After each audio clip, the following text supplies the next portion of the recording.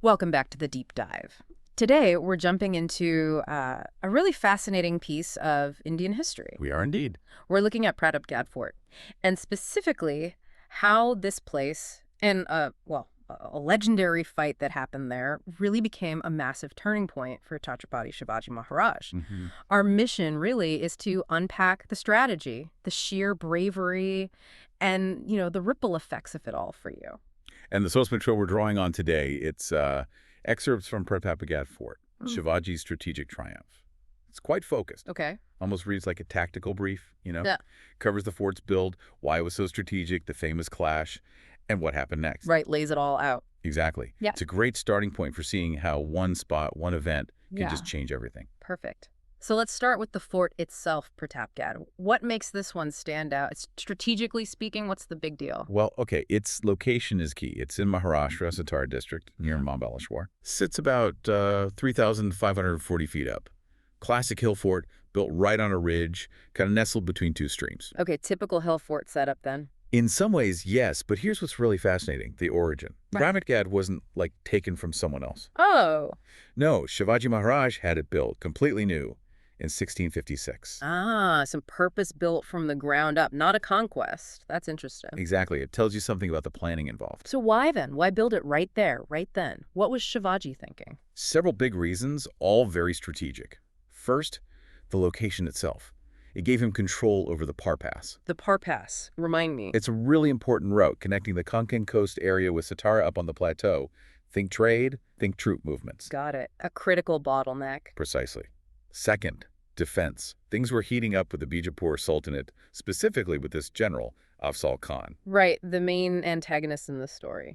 So Shivaji needed a strong defensive point against potential attacks from Bijapur. And third, it fit into his bigger military picture. He needed a secure base, somewhere really tough to attack in that hilly terrain. Pratapgad was perfect for that. A safe spot to plan and operate from. So it's about locking down territory, preparing for conflict, and having a safe haven. Real forward thinking. Definitely. It wasn't just reacting, it was anticipating, setting the stage. And that stage, well, it led directly to that confrontation with Afzal Khan you mentioned. The event that really put Pratapgad on the map, historically speaking. Let's get into that. Yes, the Battle of Pratapgad. That's the defining moment for the fort. November 10th, 1659. Okay. And the opponent, as we said, Afzal Khan, a very powerful general from the Adilshah Sultanate. And he wasn't just passing through. No, he was sent with one mission: capture Shivaji Maharaj, or kill him. Wow. Okay, the stakes couldn't be higher. Now, I know there was this famous sort of preliminary meeting before the actual battle broke out. That's right. It's often called the Agyat Darshan, meeting the secret meeting. Shivaji agreed to meet Afzal Khan, just the two of them basically, at the foot of the fort. Outside the walls. That sounds incredibly risky. Hugely risky. You have to imagine the tension. Two powerful enemies meeting face to face, knowing betrayal was, well, almost expected. So what happened? How did it play out? It turned violent, fast. The sources say Afzal Khan tried to stab Shivaji during an embrace. Whoa. But Shivaji was prepared. He was wearing armor underneath his clothes. He survived the blow. Smart move. And then Shivaji counterattacked. He used these concealed weapons, the famous wanak or tiger claws. And no claws, right? Exactly. And also a bichwa, which is a type of dagger. He struck Afzal Khan, killing him right there. Just like that. An incredible turn of events. Absolutely. And here's a key point. The actual battle, the fight between the armies, started after this meeting. So the meeting was the trigger. Yes. Yeah. It was essentially the signal for Shivaji's hidden troops to attack Afzal Khan's army. Yeah. And that battle, it was over in just one day. One day. A swift, decisive Maratha victory. The Bijapuri forces were completely routed. Astonishing. From near certain death in a meeting to a total military victory. What did this mean for the Marathas? They were seen as the underdogs, right? Oh, absolutely. This was massive for them. And who else, besides Shivaji himself, played a key part in pulling this off? It couldn't have just been him. No, definitely not. Team effort, really. Shivaji was the mastermind, the commander, yes. But others were critical. Like who? Well, there was Jiva Mahala, Shivaji's bodyguard. Okay. He supposedly cut down Sayed Banda, another one of Afzal Khan's men, who attacked Shivaji right after Khan fell. Literally saved Shivaji's life in that chaotic moment. Wow, crucial intervention. Then you had Morapant Pingal. He handled the army positions, the logistics, made sure everyone was where they needed to be for the ambush. The behind-the-scenes organizer. Exactly. Netaji Palkar led the cavalry. His role was vital in chasing down and cutting off the retreating Bijapuri soldiers, prevented them from regrouping. Pressing the advantage. And Kanoji Jete, he brought in local naval warriors. These guys knew the terrain like the back of their hand, fiercely loyal, essential support. So a combination of leadership, bravery, planning, and local knowledge. Precisely. But, this brings up the next question. What were the wider consequences? Yeah. Beyond just winning the fight that day? Right. This is where it gets really interesting for me. What did this victory actually do for Shivaji and the whole Maratha cause? What changed after November 10th, 1659? It changed almost everything. The impact was huge on multiple levels. Okay, break it down for us. First, obviously, Afzal Khan was dead. One of Bijapur's most feared commanders, sent specifically to stop Shivaji, was eliminated. That's a massive blow to the enemy, psychologically and militarily. Takes a major threat off the board. Definitely. Second, the Bijapuri army itself was shattered. The sources mention over 1,500 killed or captured. Their strength in the region was seriously weakened. Significant losses. Very. But maybe even more important was the impact on the Marathas themselves. Their morale just skyrocketed. I can imagine. This was Shivaji's first major victory against such a high-profile, powerful general from an established sultanate. It proved they could win. It proved he could win against the odds. So it boosted their confidence, their belief in the cause. Enormously. Yeah. And it wasn't just internal morale. It changed how people saw Shivaji. How so? It cemented his reputation. He wasn't just a local rebel anymore. He was seen as this courageous, cunning, almost divinely protected warrior who could stand up to the big powers. A legend in the making.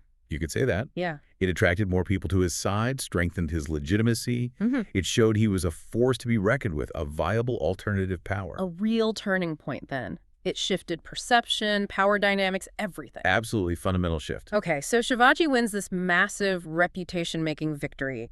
What does he do next? How does he consolidate this? Does he make changes at Pratapgad itself to reflect its new status? Yes, he was very quick to capitalize on the win and reinforce its significance.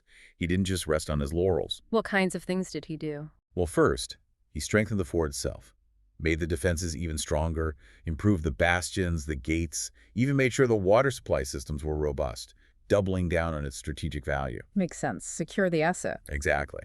Then he made sure everyone knew about the victory. He sent out letters, declarations of triumph across the Mavel region, across Konkan, spreading the word, asserting his success. Controlling the narrative. And interestingly, he had Afzal Khan buried with respect near the battlefield, built a tomb even. Really? Why do that for your enemy? It's seen as a gesture, perhaps showing a certain code of conduct, but also it permanently marks the site of his victory, a constant reminder of what happened there. A complex move. What else? He also built a temple, a Mahad temple, right at the top of the fort. Adding a spiritual dimension. Yes, for worship, for rituals. Sort of sanctified the place, tying his victory to divine blessing, perhaps. Yeah. And, of course, he stationed more troops, reliable Mavel warriors, to guard the fort and its approaches, locked it down. So fortifying it physically, communicating the victory politically, marking it symbolically, and even adding a spiritual layer, covering all the bases. Pretty much. He ensured Pratapgad wasn't just the site of a battle, but a lasting symbol of his power and legitimacy. So looking back, Pratapgad starts as this piece of strategic foresight, becomes the crucible for a career-defining, almost legendary victory, Right. and then gets cemented as this powerful symbol of Shivaji's rise. It really does encapsulate that whole early phase of his ascent. Perfectly put. And the fort, it's still there today. A powerful symbol of Maratha history, of that valor. When you step back and look at the bigger picture, it's just a striking example, isn't it? How one strategic choice, building that fort, and one moment of incredible decisive action, the confrontation with Khan, can completely alter the path of history. Yeah. It really defined Shivaji's legacy in many ways. It wasn't just a battle. It was the battle that announced his arrival on the grand stage. It really is incredible how much can hinge on one place, one event, one person's courage and planning. This deep dive really highlights that. It shows Shivaji not just as a warrior, but as a master strategist right from the start. That victory over Afzal Khan truly established him. No question. So something for you to think about listening today. How can a single really well thought out action, maybe combined with a moment where you have to be truly decisive, maybe even courageous?